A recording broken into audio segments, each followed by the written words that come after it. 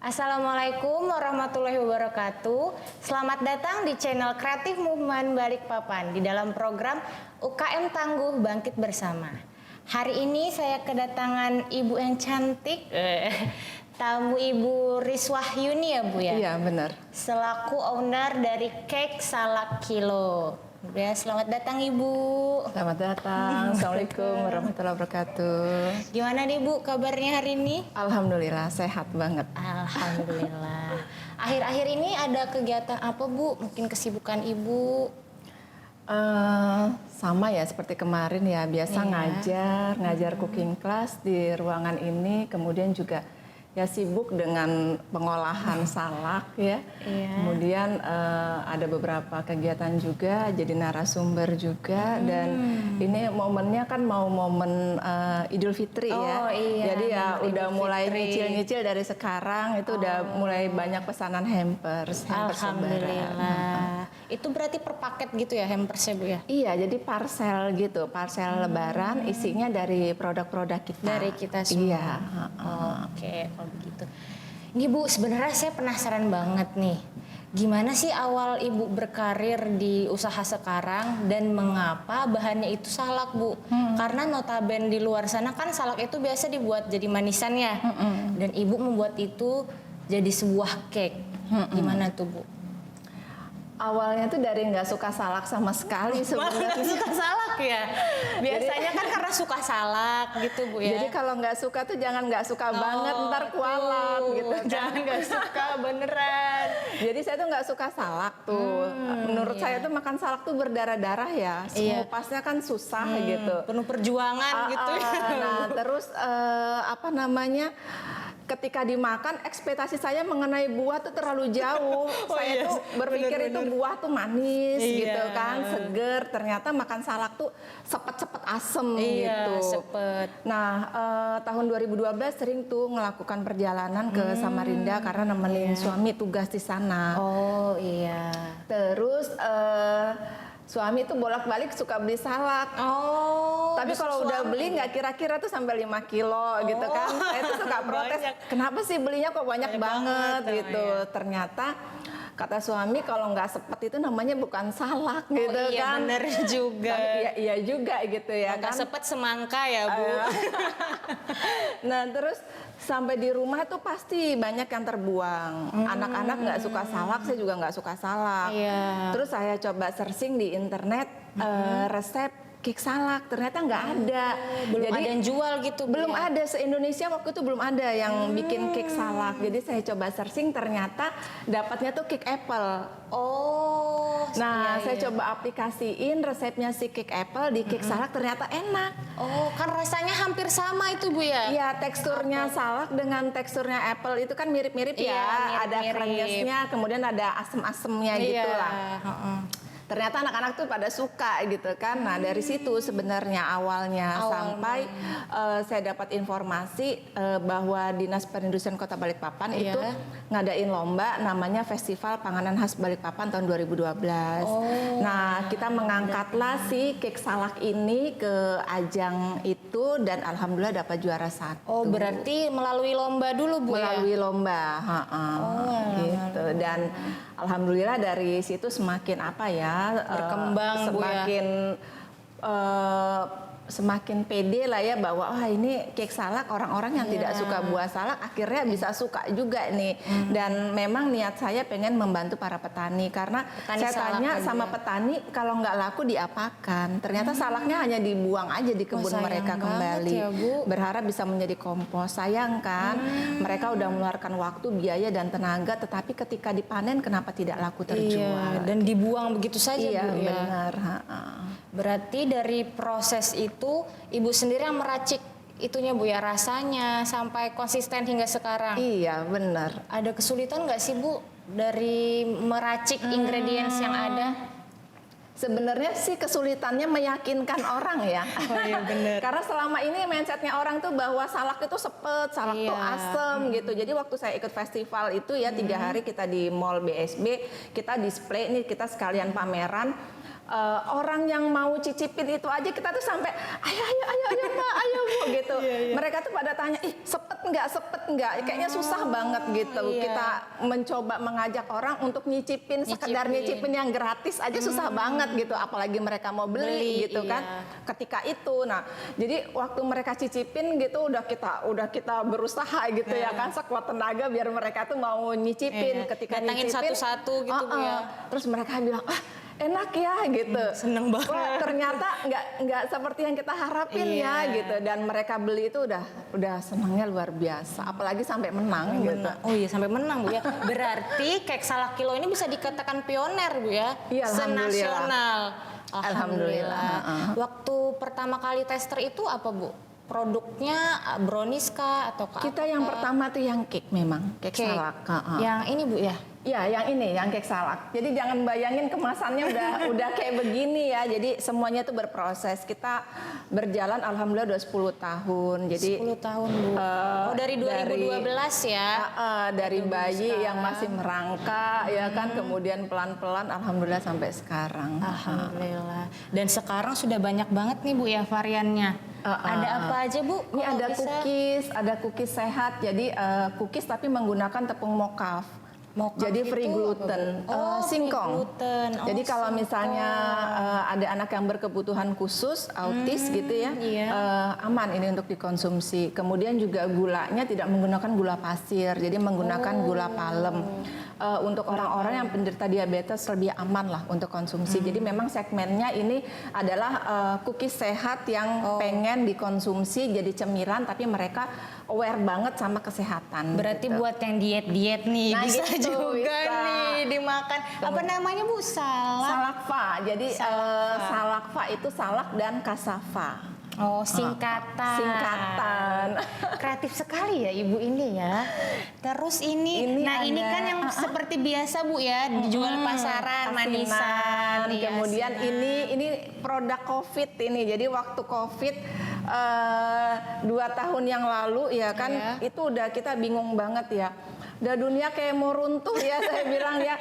Jadi pelabuhan ditutup, kemudian akses bandara ditutup, ya kan, nggak ada wisatawan datang. Sementara segmen kita itu udah ke oleh-oleh. Jadi gimana ya caranya saya bisa tetap mengolah setiap hari salak dari petani, karena udah ada komplain nih dari mereka, kok nggak pernah ngambil salak lagi gitu kan.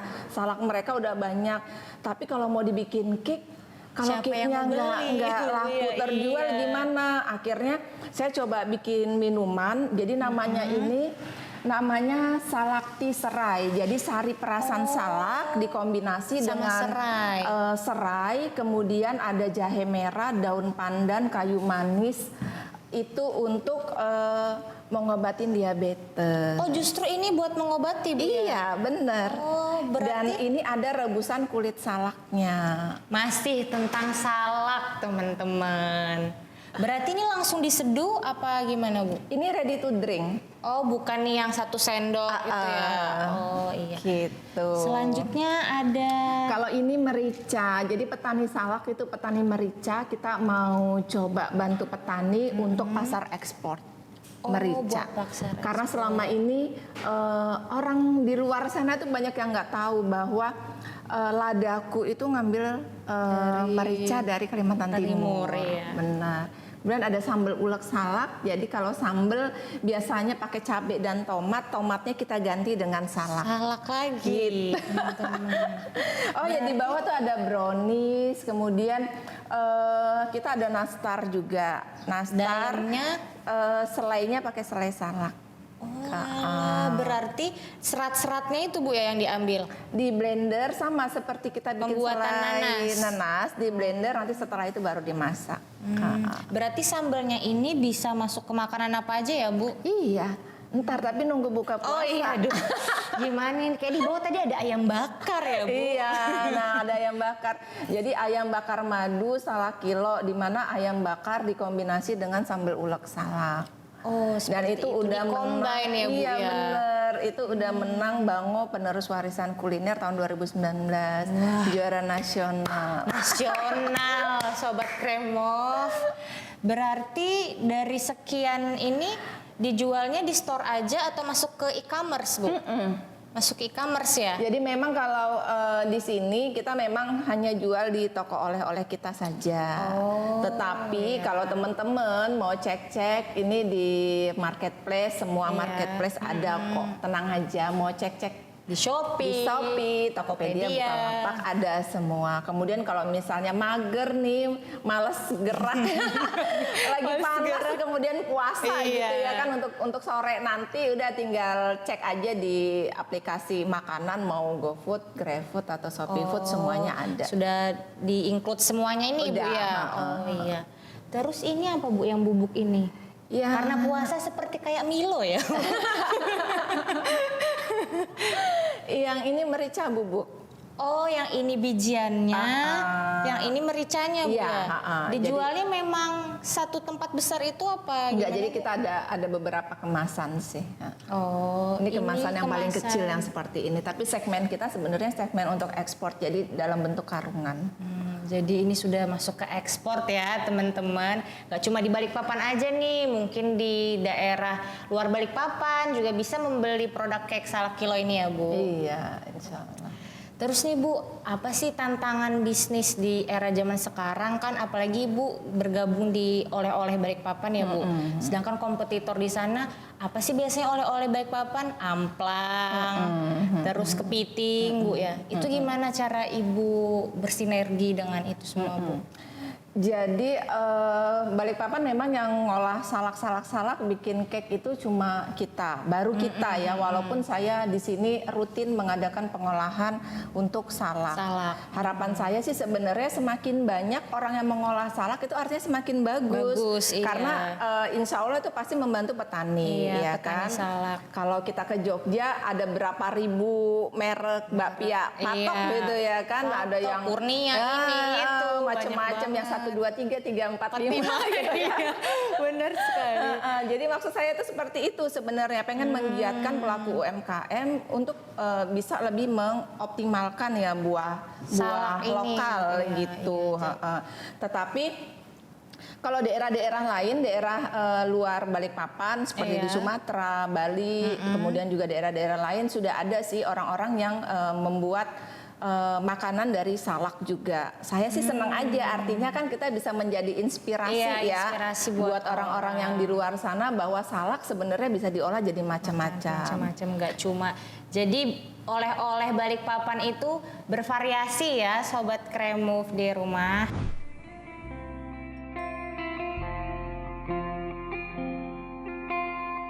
Kita mengenal kota ini sebagai salah satu kota besar di Kalimantan bernama Balikpapan. Inilah kota yang seringkali disebut sebagai miniatur Indonesia karena kaya akan budaya. Satu yang terbaik yang bisa dibawa dari Balikpapan adalah oleh-oleh khas berbahan dasar salak. Buah salak dari perkebunan di kilometer 21 Balikpapan yang dulu kurang memiliki nilai, kini dibawa ke level yang lebih tinggi. Dan Riswahyuni adalah sosok yang berperan aktif memperjuangkannya. Dari buah salak, Riswahyuni melahirkan 15 produk olahan dan souvenir. Kreasinya juga keluar sebagai master oleh-oleh terbaik di Indonesia dan beberapa kali penghargaan dari Presiden Republik Indonesia. Ya, dalam hidup ini harus selalu ada yang berkesan. Dan kesan yang bisa Anda dapat dari kek salak kilo, setiap gigitan mendatangkan keberkahan.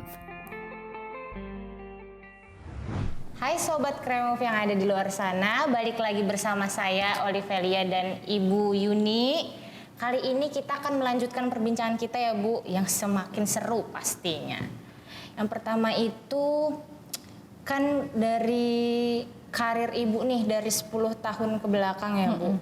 Pastinya kan memiliki support system di belakangnya. Nah kalau boleh tahu siapa sih Bu support systemnya Ibu yang menemani selama ini? Yang pertama ya anak-anak dan suami lah ya yang selama ini nemanin sampai sekarang. Mau keadaan gimana pun ya Bu. Dan tentunya juga petani ya karena mereka juga support untuk bahan baku. Oh iya Bu, kelewatan nih. Berarti produksi salaknya itu Ibu ambil dari pengepul Bu ya? Saya ngambil dari petani langsung. Oh, langsung dari petaninya. Iya. Itu di mana Bu? Di kilometer 21 Jalan Poros Balikpapan Samarinda. Yang di biasanya tuh yang di kiri-kirinya banyak yang jual buah kan Bu Iya, ya. kiri kanan. Kiri kanannya salak. Benar. Oke.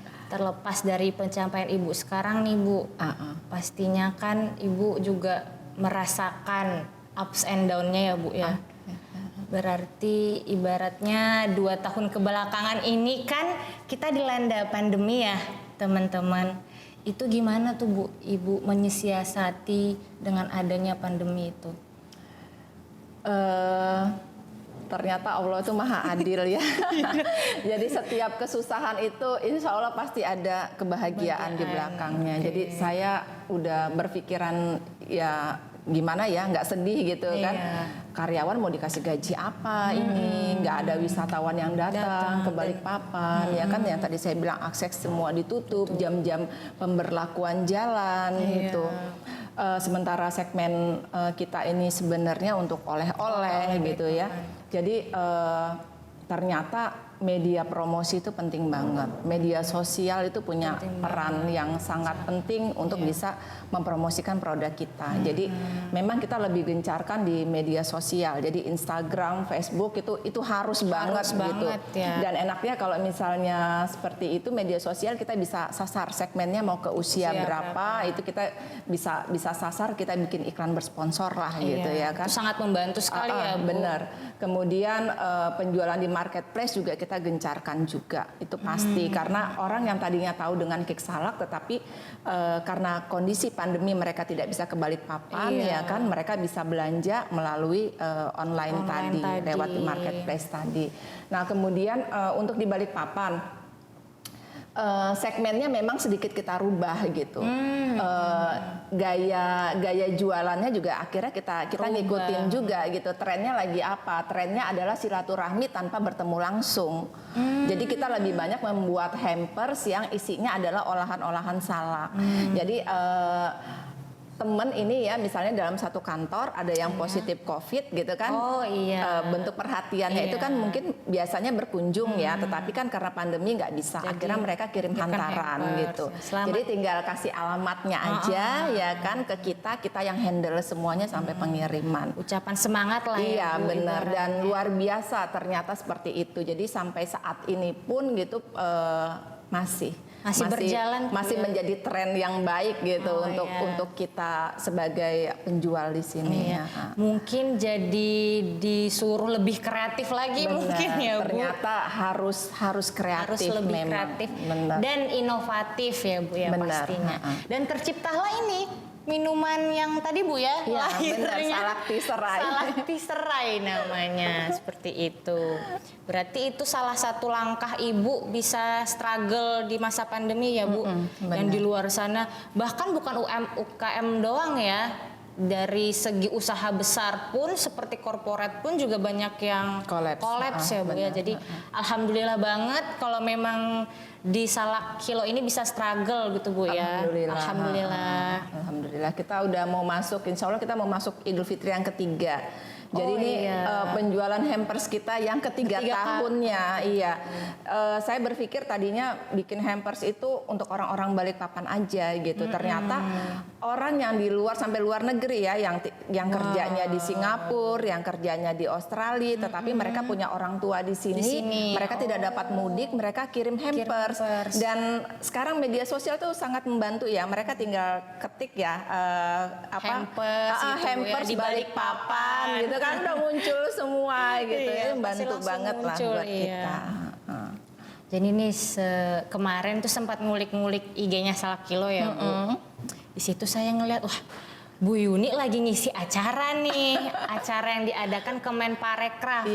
Nggak semua orang loh Bu bisa jadi narasumber di situ kan.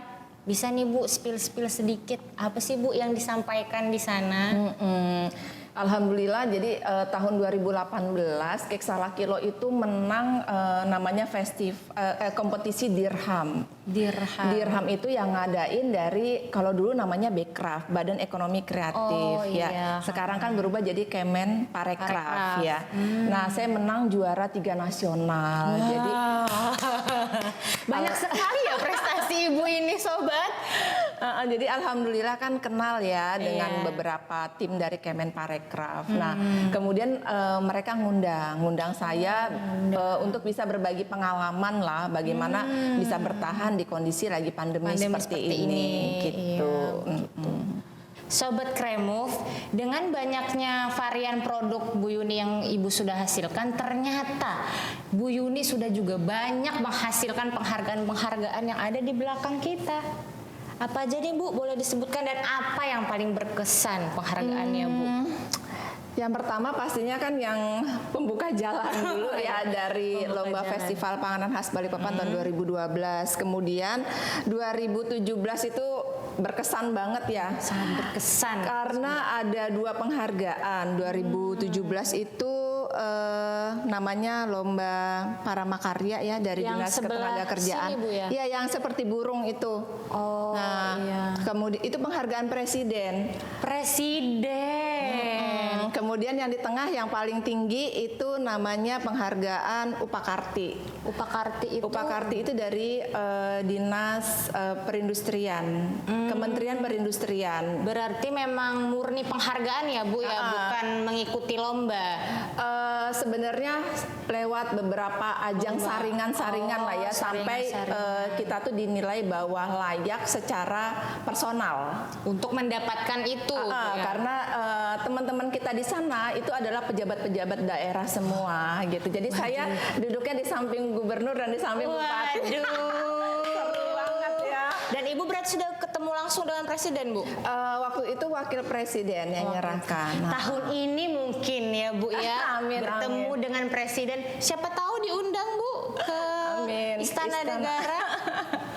Kemudian yang sebelahnya itu Yang sini, warna Bu, ya? emas, Emas. itu yang ada buletannya itu namanya kreasi Prima Mutu. Kreasi Prima. Jadi itu lebih ke teknologi. Kok bisa ke teknologi gitu ya? Jadi saya bikin alat pengaduk dodol. Oh, wow. Ya, jadi kalau bikin dodol itu sebenarnya bahannya simple kan, tinggal kasih masuk segala macamnya, tepung misalnya ya kan, salak, kemudian santan, gula merah, tetapi prosesnya yang lama. Ngaduknya.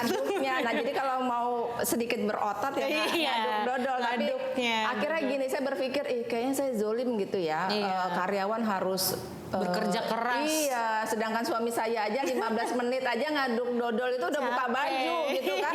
Lah di sini karyawan perempuan semua buka baju kayak gimana? Waduh, bahaya. Bercanda ya.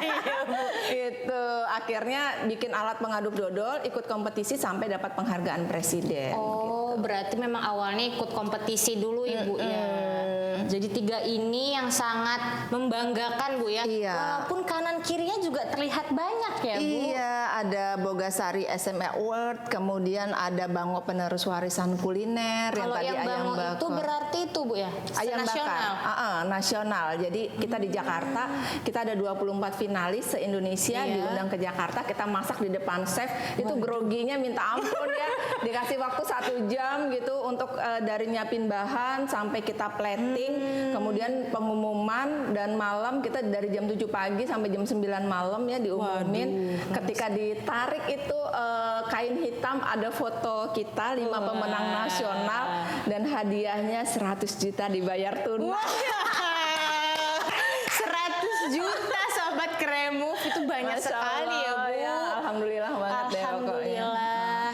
Jadi begitu Sobat Kremove, banyak sekali ilmu-ilmu yang bisa kita gali dari Bu Yuni. Dari prestasinya, beliau sangat kreatif membuat produk-produk yang ada di depan kita ini.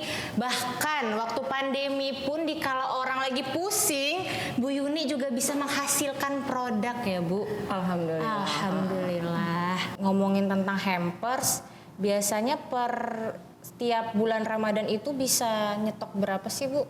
Ready-nya itu berapa sih? Tahun kemarin kita itu sampai 500 hampers. Tahun kemarin ya. Kayaknya tahun ini lebih banyak lagi. Amin. Amin. 1.000 gitu ya kalau Iya, bisa. amin. 1.000 kalau bisa tuh. Ya, jadi begitu ya Sobat, dari cerita-cerita Ibu, dari pengalaman Ibu, jadi makin penasaran nih. Lebih penasaran ke tahap produksinya sih Bu. Mungkin abis ini kita bisa room tour Bu ke Boleh, nanti ruang kita lihat ke produksinya. ruang produksi ya. Iya. Oke, buat sobat Kremove, terus nantikan ya acara ini sampai habis. Mungkin habis ini kita bakal room tour ke ruang produksi Bu ya. Iya, boleh. Oke, sobat Kremove yang ada di luar sana, kali ini saya dan Bu Yuni akan ke ruang produksi Bu ya. Iya, benar. Yang ada di bawah sini. Yuk, ikut.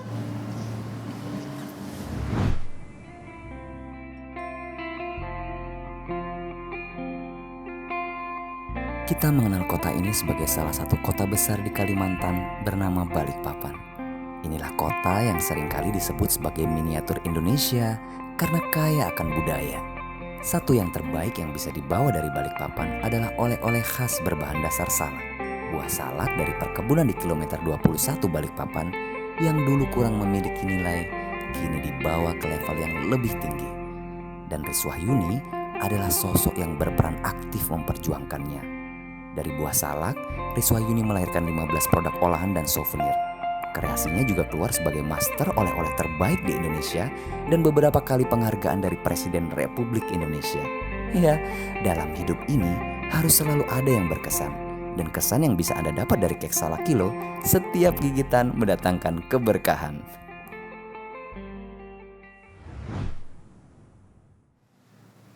Halo Sobat Kremove yang ada di rumah. Sekarang kita lagi ada di ruangan produksi kek salak kilo. Benar ya Bu? Iya. Mungkin kita bisa langsung Bu, Ibu jelaskan tahapan-tahapan mulai dari pembuatannya, dari packagingnya mungkin. Seperti itu Bu. Ayo kita sama-sama ke sana ya Mbak Olive ya. Ayo. Nah, ini kemasan-kemasan. Kalau ini yang untuk cookies. Oh iya. Yang saya bilang tadi yang salakva tadi. Yang tepungnya dari itu Bu ya, singkong. Kemudian yang ini yang cake salak ada beberapa ukuran sih. Ini yang kecil, ini yang besar. Itu ukurannya berapa ya Bu? Yang ini 350 gram, yang ini 500 gram. Kemudian varian rasanya ini ada original, almond, keju, kurma madu, tiramisu sama coklat. Oh berarti ada 6 rasa ya, Sobat Kremove. Kalau yang ini sama aja Bu ya, tapi lebih Sama. besar aja ukurannya. Beda ukurannya aja. Oke. Nah ini yang mbak-mbaknya yang lagi bikin cake salak. Nih. Ini ada, kalau ini udah kelihatan nih ya, ini kan udah sebagian ada yang dikasih topping keju, kemudian almond, original. Yang ini yang modelnya marmer, ini yang coklat keju.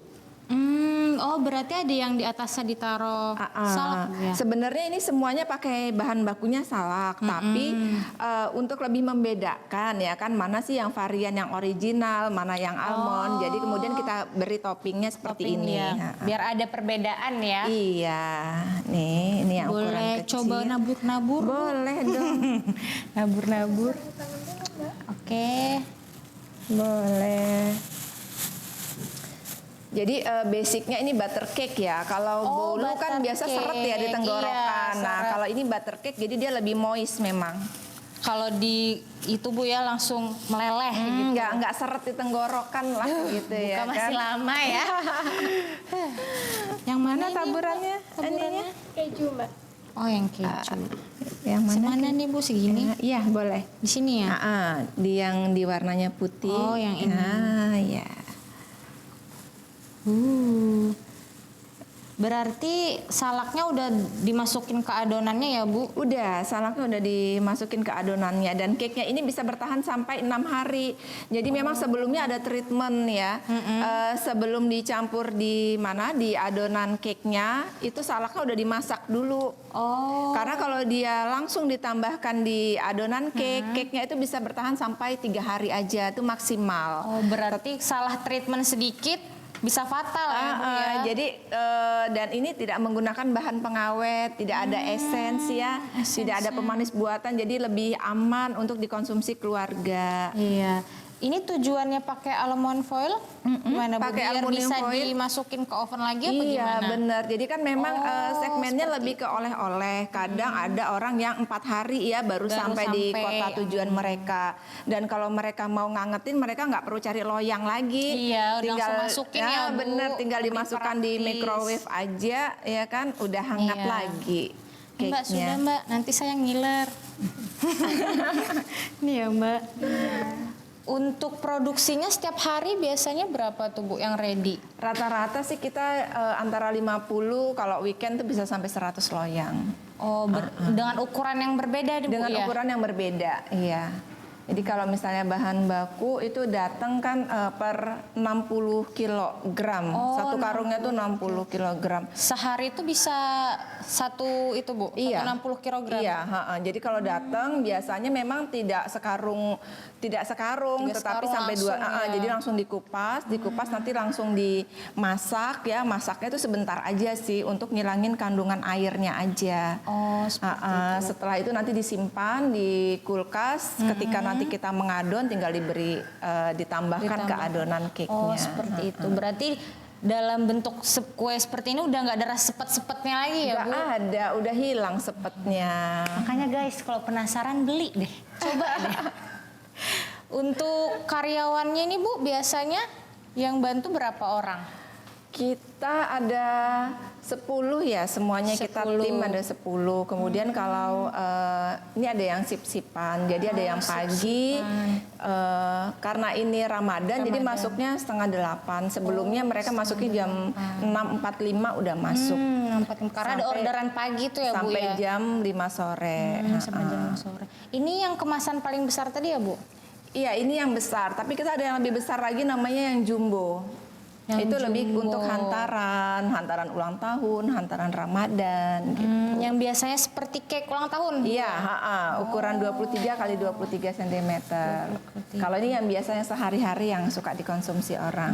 Abis ini berarti dimasukkan ke oven. Nah, lama pengovenan nanti 1 jam. 1 jam. Di suhu antara 180 sampai 190 derajat.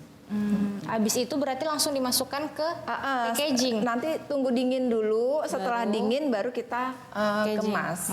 Kalau enggak meleleh, plastiknya meleleh. Karena kalau masih panas, langsung kita masukkan ke dalam kemasan, nanti uapnya itu yang bikin cepat basi. Oke. Gitu teman-teman Kremov yang ada di luar sana, dari prosesnya pun sangat higienis ya Bu. Memakai sarung tangan. Terus juga tidak memegang langsung ke cake-nya ya Bu ya. Tadi nih Bu, kita kan singgung penghargaan yang Ibu diberikan ya Bu ya, tentang pengaduk. Apa Bu? Alat pengaduk dodol. Bisa ditunjukkan Bu? Nah yang ini alatnya. Nih, jadi bahan-bahan tinggal dimasukkan aja semua di sini. Nanti kita tinggal hidupkan powernya ya kan, kita pencet on.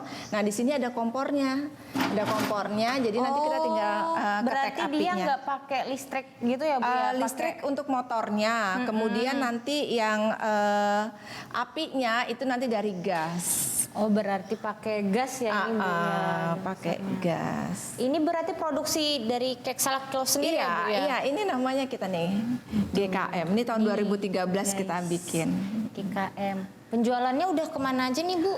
Ada beberapa di Balikpapan ya yang udah beli. Salah satunya tuh ada penjual bakso. Nah, Oh berarti ini multifungsi ya Bu? multifungsi. Jadi bukan hanya untuk alat masak dodol, tapi bisa bikin rendang, kemudian sambel. Nah, terus bikin bumbu ya. Jadi yang sebelumnya itu yang tukang bakso itu tangan istrinya sampai banyak yang luka-luka karena masak bumbu kan nyiprat-nyiprat gitu ya, panas. Jadi dengan alat ini sangat terbantukan sekali. Ini berapa lama ya Bu biasanya? Beda-beda ya berarti? Misalnya buat ngaduk dodol beda. Iya benar. Jadi kalau dodol itu manual kan makan waktu 6 jam. Tetapi kita bisa pangkas sampai pangkas 2 jam. Jadi tinggal 4 jam aja. Karena pengadukannya lebih stabil. Berarti sangat meringankan pekerjaan sekali ya Bu? Benar, iya. Nah, jadi Sobat Kremov, karena kita udah ada di segmen terakhir, Bu Yuni mungkin bisa menyampaikan tips-tips apa aja sih yang para pebisnis pemula gitu Bu, biar bisa bertahan seperti Ibu. Apa ya, yang pasti harus fokus ya. Fokus kunci. Kemudian juga ya harus banyak berbagi ya, karena dengan berbagi Sedekah itu ya, Bu, benar, insya Allah bukan mengurangin harta kita, tetapi malah menambah yang pertama menambah keberkahan ya, kemudian juga menambah rezeki kita juga, karena dari memberi insya Allah itu pasti akan banyak doa lah yang akan kita terima dari orang ya, Bu. benar benar. Oke, kalau begitu terima kasih Bu Yuni atas Sama-sama, Mbak kesempatannya Olive. yang sangat sibuk sekali Bu Yuni dan menyempatkan waktu berbincang-bincang bersama kami. Oke Sobat Kremove, mungkin sampai sini dulu perbincangan kita. Don't forget to like, comment, and subscribe. Dan see you next video. Bye!